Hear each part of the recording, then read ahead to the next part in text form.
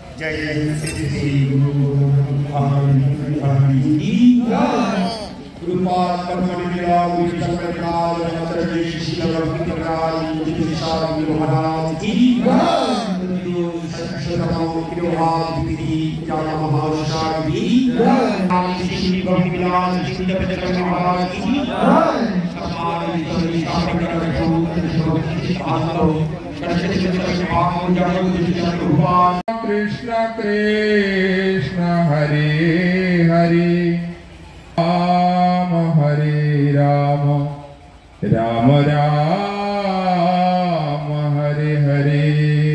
ओम विष्णुपाद त्रिदंडी स्वामी श्री श्रीमद भक्ति प्रज्ञान यति गोस्वामी श्रील गुरु महाराज अभय चरण जानाई साष्टांग दंडवत प्रणाम।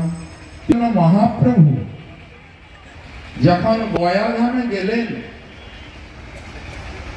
পিতৃ উদ্দেশ্যে পিণ্ডদান করার জন্য, তখন ঈশ্বর পুরীপাদ সঙ্গে দর্শন হয়েছে। তিনি বলছেন, প্রভু কহে গয়া যাত্রা সফল আমার, যতক্ষণ দেখিলাম চরণ তোমার। তিনি বলেননি যে আমি গয়া এসে বিষ্ণু পাদ পদ্ম দর্শন করে আমার জীবন সফল হয়েছে। তিনি বলছেন কি, যতক্ষণ তোমার চরণ দর্শন করলাম আমার জীবন সফল হয়েছে। নিত্যানন্দ প্রভু সমস্ত তীর্থ দর্শন করেছেন।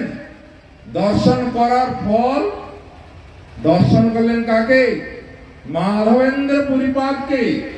মাধবেন্দ্র পুরীপাদকে দর্শন করে বলছেন যে আমি যে সমস্ত তীর্থ দর্শন করলাম তার ফলস্বরূপ তোমার দর্শন লাভ করলাম। সেদিন আমরা সমস্ত তীর্থ সব দর্শন করেছি। সব তীর্থের ফল হলো গুরুপাদ পদ্ম দর্শন। এহেন মহাপুরুষকে দর্শন করার জন্য সৌভাগ্য দরকার। কম সৌভাগ্য থাকলে মহাপুরুষ বা ভগবত পার্ষদদের দর্শন লাভ হয় না। সেই জন্য শাস্ত্র বলছেন, ভক্তি সুভগবত সঙ্গেন পরিজায়তে লভতে কুম্ভি সুকৃতে পূর্ব জন্মই। যে ভগবত ভক্তি লাভ হবে ভগবত সঙ্গ মাধ্যমে, আর পূর্ব জন্মের সুকৃতি না থাকলে সাধু সঙ্গ হবে না। সাধু সঙ্গ না হলে ভগবত পাদ পদ্ম লাভ হবে না। সেই জন্য বলছেন, বিনু সত সঙ্গ বিবেক ন হই, রামচন্দ্র কৃপালু সুলভ ন পাই। যে সৎসঙ্গ প্রভাবেই ভগবত পাদ পদ্ম লাভ হবে। যে গুরুপাদ পদ্ম, যে গোবর্ধন পূজা মহোৎসবের সময় শ্রী চৈতন্য মঠে ছিলেন, তিনি বলছেন যে ব্রজে যে ব্রজবাসীগণ গোবর্ধনকে আশ্রয় করেছিলেন, আশ্রয় করার ফলে ইন্দ্র মহারাজ বহু চেষ্টা করেছিল যে বৃন্দাবনে সমস্ত ধ্বংস করে দেওয়ার জন্য, কিন্তু কেউ কিছু করতে পারেনি। কিন্তু ব্রজবাসীগণ কার আশ্রয় গ্রহণ করেছিলেন? গোবর্ধনের আশ্রয় গ্রহণ করেছিলেন। সেই জন্য বলেছেন যে চৈতন্য মঠ হচ্ছে গোবর্ধন। চৈতন্য মঠের যদি আমরা আশ্রয় গ্রহণ করে থাকি তাহলে আমাদের কোনো বিপদ থাকবে না, সম্পূর্ণ বিপদ থেকে মুক্ত হব। আর এটা হচ্ছে গুরুপাদ পদ্মের বাণী, যে এহেন গুরুপাদ পদ্ম আমরা লাভ করেছি। আমরা নিরুৎসাহিত হলে হবে না। তিনি এখন নেই, চলে গেছেন। তার বাণী আছে, তার বাণীকে যদি আমরা পালন করতে পারি তবে গুরুপাদ পদ্ম আমাদের প্রতি প্রসন্ন হন। তিনি কত গ্রন্থ লিখেছেন, যে ইংলিশে শ্রীমদ ভাগবত, উপনিষদ, বেদান্ত সূত্র, যে হিন্দু ধর্মের যে বড় বড় কঠিন কঠিন গ্রন্থগুলো তিনি রচনা করেছেন, কত গ্রন্থ লিখেছেন, সেই গ্রন্থের মাধ্যমে তাকে আমরা যে তিনি যে চৈতন্য মঠের সেবা করেছেন, যে কিভাবে করেছেন প্রথম থেকেই, যে অত সমস্যার মধ্যেও তিনি কত গ্রন্থ রচনা করেছেন, নিজে হাতে লিখেছেন, সেটা আবার বই আকারে, পুস্তক আকারে। যে তাকে চিঠি লিখছেন, তোমার আদর্শ চরিত্র অনেকেরই শিক্ষণীয় হইবে।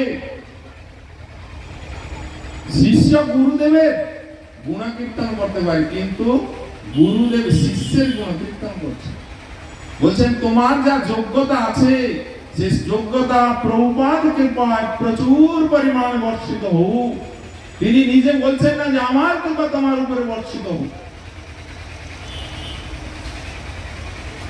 সেই জন্য যে ভগবান তার ভক্তকে সব সময় রক্ষা করেন, তার প্রমাণ হচ্ছে গীতা। অন্যান্য চিন্তয়ন্তু মা যে জনাঃ পর্যুপাসতে তেষাং নিত্য বিযুক্তানাং যোগক্ষেম মহাম্যহম। ভগবান তার প্রয়োজন হয় নিজে বহন করে জুড়িয়ে দেয়। তার প্রমাণ হচ্ছে যে এক সময় চৈতন্য মঠে গাড়ি টাড়ি কিছু ছিল না। মহারাজ আমি কলকাতা চৈতন্য রিসার্চ ইনস্টিটিউট থেকে হাইকোর্টে আসলাম, ট্যাক্সিতে। হাইকোর্টে কোর্টের কাজকর্ম সমস্ত শেষ করে আমরা আছে, আর মহারাজ হাতে কোনো কিছু থাকতো না, সমস্ত আমার কাছেই থাকতো। টিকিট কাটা হয়েছে, এবারে যাচ্ছি ট্রেন ধরবো। আমাকে বললেন মহারাজ যে কৃষ্ণ তুমি এখানে দাঁড়াও, আমি বাথরুম, একটা ট্রেন দাঁড়িয়ে আছে, যে বাথরুম সেরে আসি।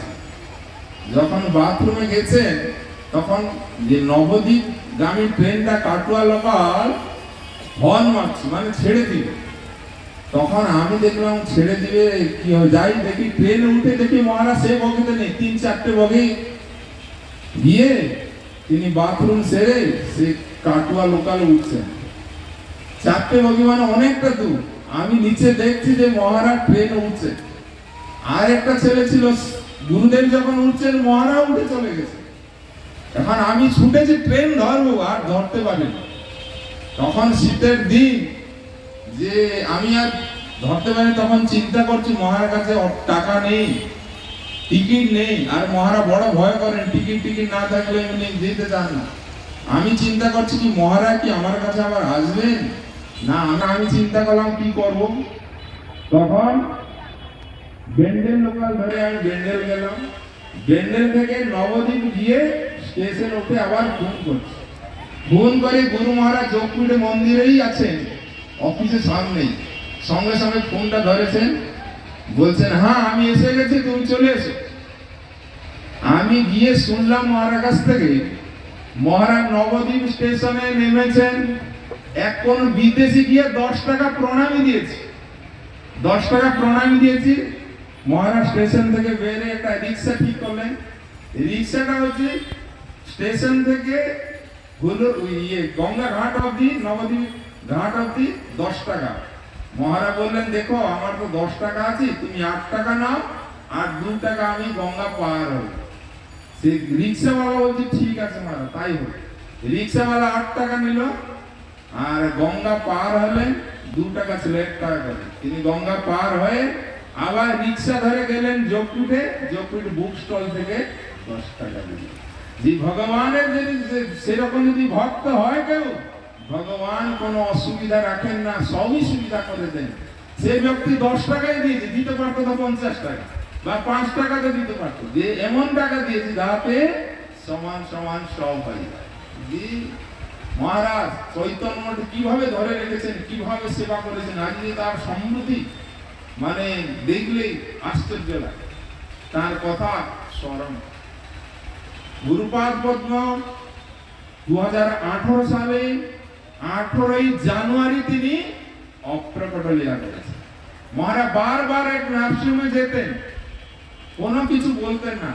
সেবারে লাস্ট বার যখন মহারাজ চলে যাবেন, তিনি নার্সিংহোমকে প্রণাম করছেন, দণ্ডবত দণ্ডবত, তোমাদের নার্সিংহোমে আমি আর কোনোদিন আসবো না। আমি মনে করছিলাম মহারাজ বিভোর হয়ে বলছেন, কিন্তু যে ঘটনা সত্য, যে তিনি যে মিথ্যা কথা কোনো গুরুজন বলেন না, তার এইটা হচ্ছে প্রমাণ। তিনি আর কোনোদিন তারপরে আর নার্সিংহোমে ভর্তি হন। যখন রিসার্চ ইনস্টিটিউটে ঢুকছেন, তখন বলছেন কৃষ্ণজারান এই টেলিফোনটা কেটে দাও, আর লাগবে না। তিনি জানেন আমি চলে যাব, আর টেলিফোন কে ইউজ করবে। দুদিন পরেই টেলিফোন কেটে দেওয়া হলো।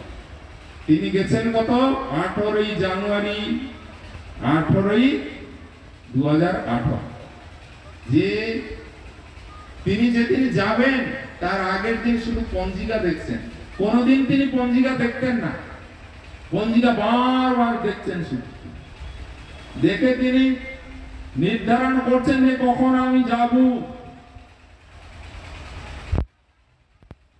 ঠিক 2018 সাল 17 তারিখে একজন মহারাজ আমাদের অপ্রকট, সেই জায়গায় আমি গেছি।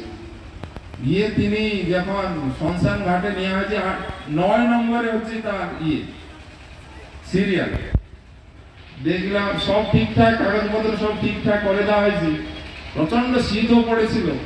আমার মনে, আমি বারবার ফোন করেছি, দুজন সেবক ছিল, বারবার ফোন করছে, দেখো আমি যেতে পারবো না, এই কাজ সমাপ্ত হলে আমি যেতে পারবো না। তখন যখন তিলক কেটে দেওয়া হলো মহারাজের, ত্যাগী মহারাজের, তখন আমার আর মন ভালো থাকছে না, মানে থাকতে আর সংসারে ভালো লাগছে না।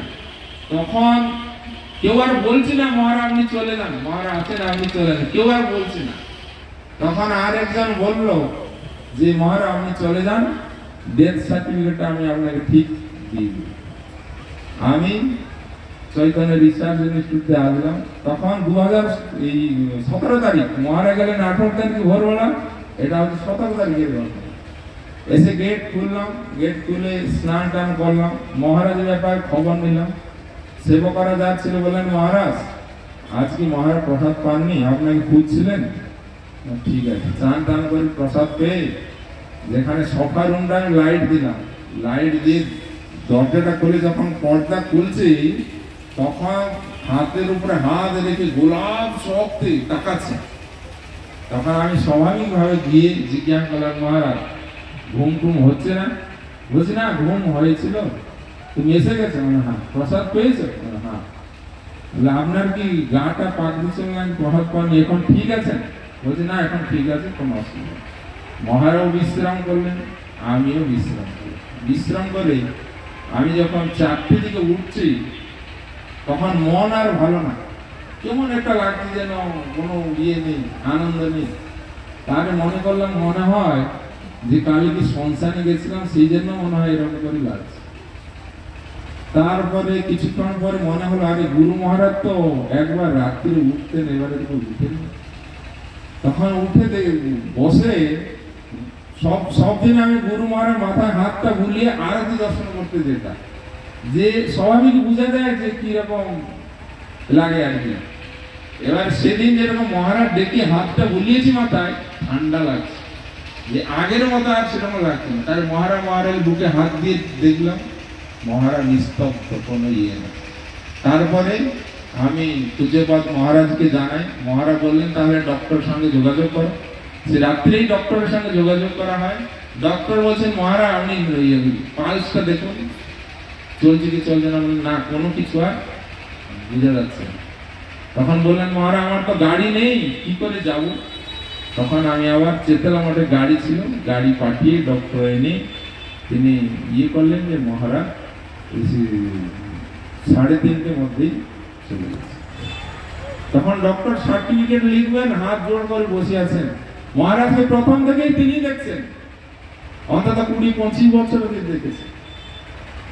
দেখে তিনি বললেন যে মহারাজ চলে গেছে। তার সমস্ত খবর হলো যে এইরকম একটা মহাপুরুষকে হারানো, তার মানে বলে সে বর্ণনা করেও বোঝা যায় যে সঙ্গ সুখ সেবা সুখ যে কি আনন্দ, আর ওখান থেকে যে বিচ্ছেদ, এটাই বড় মানে ভয়ঙ্কর। তারপরে মহারাজ গেছেন কি 18ই জানুয়ারি, যে ডেট ঠিক করেছেন যে 18ই জানুয়ারি তিনি যাবেন, এই সময় তিনি তখন যাবেন কি আর তাকে ইয়ে করে যে শ্রীমদ ভাগবত হচ্ছে 18,000 শ্লোকান্বিত শ্রীমদ ভাগবত। শ্রীমদ ভগবত গীতা হচ্ছে 18টি অধ্যায়, 18টি সিদ্ধি আর 18 পুরাণ। আর মহাপ্রভু নীলাঞ্চলে ছিলেন 18 বছর। আর আমাদের ভক্তি সিদ্ধান্ত সরস্বতী গোস্বামী শিল ঠাকুর প্রভুপাদ 18 বছরে 64টি মঠ স্থাপন করেছেন। যে প্রভুপাদ শ্রী চৈতন্য মঠ স্থাপন করেছেন 1918 সালে, তিনি ছিলেন 36 বছর। এই 18 বছরের মধ্যেই 64টি মঠ প্রতিষ্ঠা করেছেন। যে 18 এর মাহাত্ম্য বিশাল। তিনি সেজন্য গেছেন 18 তারিখ 18 সাল। যে তিনি যে ইহেন মহাপুরুষ, তিনি কখন যাবেন কি যাবেন ঠিক দিন নির্ধারণ করেছেন। ভগবান যেরকম আবির্ভূত হবেন, সমস্ত ঋতু সমস্ত সব একজোট হয়, মহারাজও চলে গেছেন, সমস্ত সব এক করে তিনি তার নিত্য ধামে চলে গেছেন। আমরাও মনে করতে হয় আমরাও ধন্য যে এহেন গুরুপাদ পদ্ম লাভ করেছি। কিন্তু পারি তবে তাহলে আমাদের জীবন সার্থক হবে। তার যে নীতি নিয়ম না দেখলে বোঝা যায় না। তিনি জলটাও মেপে খেয়েছে, টাইমে টাইমে তার সবকিছু। মঙ্গল আরতি দেওয়ার জন্য তার আগে জপ সমাপ্ত করেছেন, তবে তো তিনি অত গ্রন্থ লিখেছেন। তিনি 24 ঘন্টার মধ্যে 18 ঘন্টা তিনি পরিশ্রম করেছেন, তবে চৈতন্য মঠের অত উজ্জ্বল বাড়িয়েছে, অত গ্রন্থ লিখেছেন, অত তার গুরু সেবা। যেরকম ভগবানের গুণকীর্তন করি, যেরকম ভগবান গুণকীর্তন করা যায় না, যত কিছু করলো, সেই জন্য শাস্ত্র বলছেন অতসি গিরি সমস্যাত তজ্জল সিন্ধু পাত্রে সুর তরুবর শাখা লিখনি তর পত্র মুর্বি লিখতি জলি গৃহীতা শারদা সর্বকালম তদপি তব গুণানাং নিসম্পারং ন জাতি। যদি হিমালয় পাহাড়, যদি সমুদ্র যদি কালি হয়, আলো যদি লিখেন, তাও ভগবানের গুণ মহিমা বর্ণন করতে পারে না। সেই জন্য আমাদের গুরুপাদ পদ্মের যত গুণ কীর্তন করলে সামান্যটুকু হয়, পরিপূর্ণ হয় না। সেই জন্য আজ তিথি বারবার আসেন কেন? যে আমাদের সেবার সুযোগ প্রদান করার জন্য, সেবা করি যাতে আমরা তার ফলে। সেই জন্য গুরুপাদ পদ্ম আমাদের প্রতি প্রসন্ন হন, তার আচরিত ধর্ম যাতে আমরা একটু পালন করতে পারি, তবে আমাদের জীবন সার্থক হয়। তিনি আমাদের প্রতি কৃপা বাড়ি বর্ষণ করুন। বাঞ্ছা কল্পতরুভ্যো পতিতানাং পাবনেভ্যো বৈষ্ণব। অনেক অনেক ধন্যবাদ।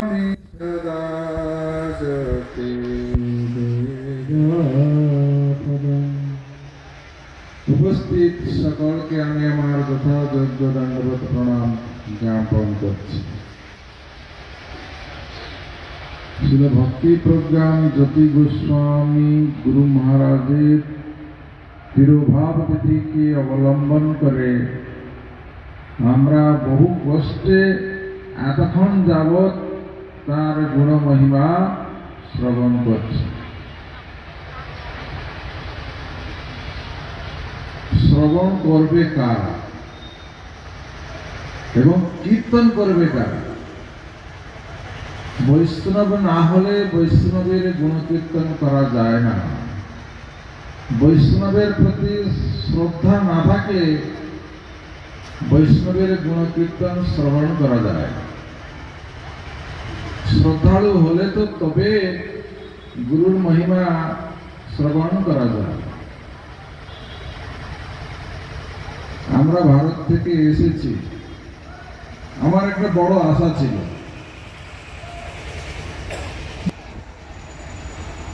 আমাদের ভক্ত লস্করা বললো আজকে হবে, লোক হবে, কটা থেকে না 10টা 11টা এরকম পরে হবে, কেননা শীতকাল। আমাদের শ্রদ্ধা ভক্তিটা শীতই নষ্ট করে দিয়েছে, বুঝলেন তো, শীতই নষ্ট করে দিয়েছে। তো যাই হোক, যখন দেখলাম 11টা বেজে গেছে, ধীরে ধীরে লোক বাড়ছে, তখন মনে একটু খুশি হলো। কেন, এই লস্করা মঠে আমি বহুদিন ধরে আসা যাওয়া করছি, কত ভক্ত হয় সেটা তো আমার জানা আছে। কালকে কম নাই দেখেছি, আজকে ইচ্ছা ছিল আর একটু বেশি দেখবো, কিন্তু আশাটাই নিরাশ হয়ে যাচ্ছে। আর আমি 2 জায়গায় প্রোগ্রাম রাখিনি এই কারণেই, আমরা ভারতে এই শীতকালে প্রচুর প্রোগ্রাম করি, একটা সময় নষ্ট করি না।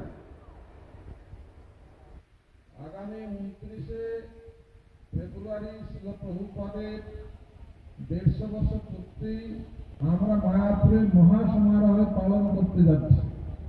তাই জন্য আমি আমার গুরুপাদ পদ্মের উৎসবটা সেইখানে করতে চাইনি, এই কারণেই যে প্রভুপাদের উৎসবটা যাতে ছোট না হয়।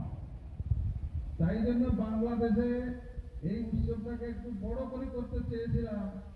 এই কারণেই 6টা বছর ধরে গুরুপাদ পদ্ম অপ্রকট হয়ে গেছে, অনেক ভক্ত ভুলে গেছে, তাদেরকে একটু চাঙ্গা করার জন্য আমার ইচ্ছাটা ছিল। কিন্তু হলে কি হবে, মরা যারা তারা কোনোদিন আর উঠতে পারে না। আমরা মরে গেছি, আমরা উঠবো কি করে? সেই জন্য এখানে এই প্যান্ডেলটা আমাদের তৎপর মহারাজ বড় জিনিস করেছে, কিন্তু সেটা সম্ভব হয়ে ওঠেনি। এই কারণে আমরা শ্রদ্ধালু নই। বৈষ্ণবের আবির্ভাব তিথি পালন করা বা তিরোভাব তিথি পালন করা এটা কোনো ব্যক্তি কেন্দ্রিক নয়। গুরুর মহিমা কোনো ব্যক্তি কেন্দ্রিক নয়। আমরা যারা গৌড়ীয় বৈষ্ণব হয়েছি, যারা গৌড়ীয় ধারায় শিষ্যত্ব বরণ করেছি, আমাদের একটাই আশা আকাঙ্ক্ষা থাকবে, গুরু মানে কোনো ব্যক্তি কেন্দ্রিক নয়। বুঝা আমাদের ভুল আছে। আমরা কেউ গুরু হতে আসিনি, আমরা শিষ্য হতে এসেছি। প্রভুপাদ একমাত্রই তিনি জগৎগুরু, তার আদেশ ও নির্দেশ পালন করাটাই হচ্ছে আমাদের ধর্ম। আজকে তিথিতে আমরা যারা ছিল মহারাজের তিরোভাব তিথি পালন করতে এসেছি, আমরা প্রত্যেকেই শিষ্য, এখানে কেউ গুরু নেই। তো শিষ্যর কাজটা হচ্ছে কি? শিষ্যস্তেহং সাধিমাং ত্বং প্রপন্নম। ভগবদ গীতায় অর্জুন ভগবান শ্রীকৃষ্ণের সখা ছিলেন, তারপর তিনি শিষ্যত্ব বরণ করেছেন। তাই তিনি বলছেন শিষ্যস্তেহং সাধিমাং ত্বং প্রপন্নম। আমি আপনার শিষ্য হলাম। অর্জুন বলছেন ভগবান শ্রীকৃষ্ণকে, আমি আপনার শিষ্য হলাম, আপনি আমাকে শাসন করুন। শিষ্য মানে শাসনাহ, যে শাসন মেনে চলে। সুতরাং গুরু পূজা করবে কে? যে শাসন মেনে চলেছে সেই গুরু পূজা করতে পারে, অন্য কেউ করতে পারে না। আমরা যখন গুরুদেবের কীর্তন করি কি বলি? শ্রী গুরু চরণ পদ্ম কেবল ভগবতী স্বপ্ন। এ কথা কিন্তু কোন ব্যক্তি বিশেষ গুরুকে বলা হয়নি। কেবল ভগবতী সদ্ম, গুরুপাদ পদ্ম হচ্ছে ভক্তির আশ্রয়। আপনারা যে ভক্তি করবেন, ভগবানকে লাভ করবেন, সেই ভক্তির বীজটা অঙ্কুর হবে কোথা থেকে? গুরুপাদ পদ্মে আশ্রয় গ্রহণ করতে হবে। কিরকম ভাবে? বন্দময়ী সাবধান মতে। গুরু পূজা করতে এসেছেন, গুরুর চরণে পুষ্পাঞ্জলি দিতে এসেছেন। কেউ ফুল দিয়ে পুষ্পাঞ্জলি দিচ্ছে, কেউ তার গুণমহিমা কীর্তন করে বাক পুষ্পাঞ্জলি দিচ্ছে। তাই বলেছেন বন্ধময়ী সাবধান মতে। সাবধান কেন করে দিয়েছেন? সাবধান সহকারে বলতে বলেছেন। যে অসাবধানতা আছে তাকে সাবধান করা হয়, যে অসাবধান নেই তাকে কোনোদিন সাবধান করতে হয় না। যারা উঠে চলে যায় তাদের উদ্দেশ্যে মাইকে বলা হয় যে তোমরা চলে যাবে না, আর যারা বসে থাকে তাদেরকে কখন বলা হয়? তোমাদের শ্রদ্ধা নেই, তোমাদের কাম, ক্রোধ, লোভ, মোহ, মদ, মাশ্চর্য, ঈর্ষা, হিংসা, গর্ব, দম্ভ, এই সব জিনিসগুলো তোমাদের মধ্যে আছে। সেই জন্য তোমাদেরকে সাবধান করে দেওয়া হচ্ছে যে গুরুপাদ পদ্মে পুষ্পাঞ্জলি দিতে গেলে এই ঈর্ষা, হিংসা, গর্ব, দম্ভ এই সবগুলোকে বিসর্জন দিয়ে পুষ্পাঞ্জলি দাও। যাহার আরাধনা করলে, যাহার কৃপার দ্বারা ভগবানকে লাভ করা যায়, তার আরাধনা করতে বলা হয়েছে। যাকে আরাধনা করলে কৃষ্ণকে পাওয়া যাবে, অন্য কোথায় আরাধনা করলে আপনি কৃষ্ণকে পাবেন না।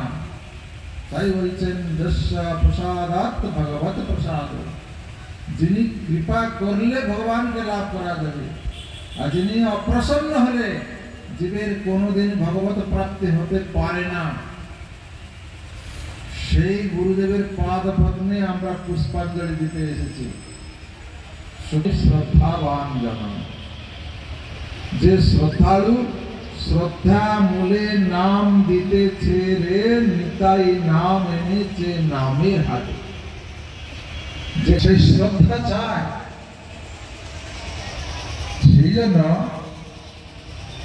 এ হচ্ছে শাস্ত্রের কথা, এ কোনো কথা না।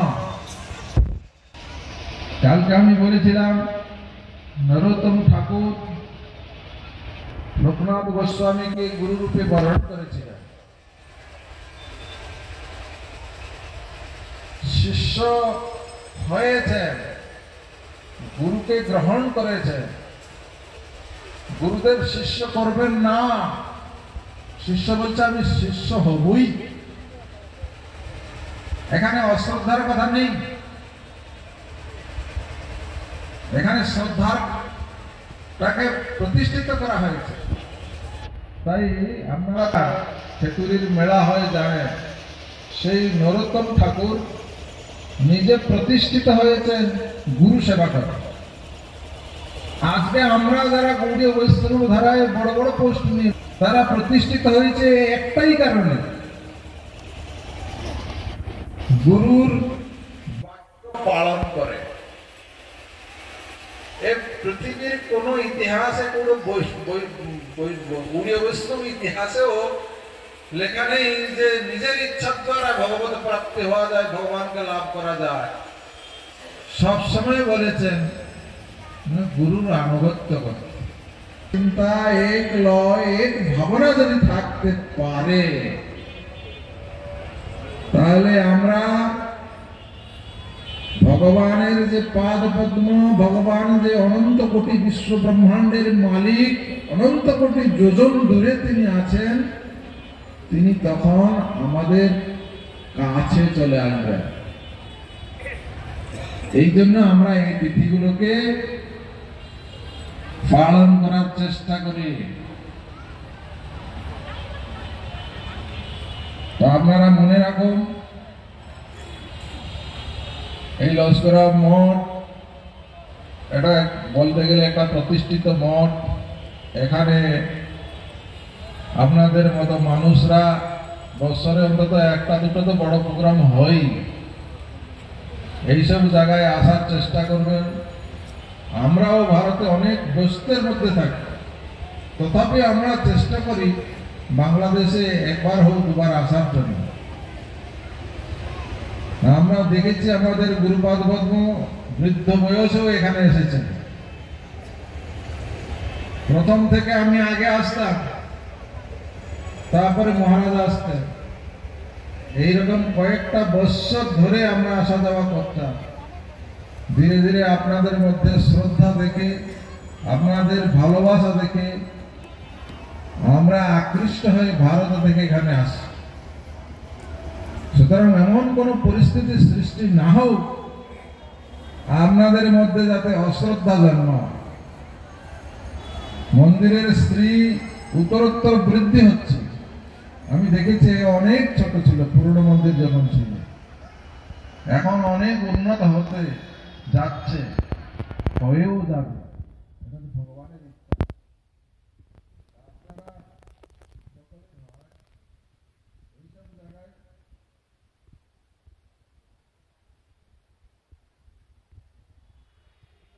প্রতিটা উৎসবে এইরকম সঠিক সময় ধরে যদি আসেন, সময়টা অনেক পাওয়া যায়। অনেক দেরি করে এসেছেন, দেরিতে প্রোগ্রাম শুরু, হরিকথাও শেষ, অনেকটা কমে গেছে। তো যাই হোক, আমি আমার বক্তব্য এখানে শেষ।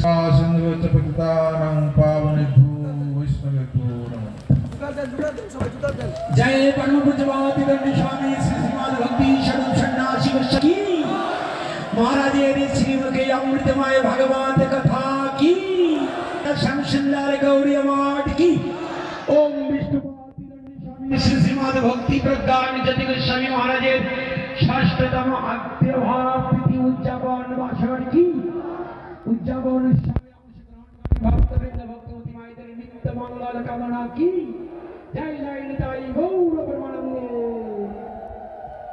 जय निताई गौर परमानंदे। আমরা আজকে খুব অল্প সময় सन्यासी गोस्वामी महाराज की जय, जय महाराज ऋषि भगवान की जय, जय जय निताई गौर परमानंदे।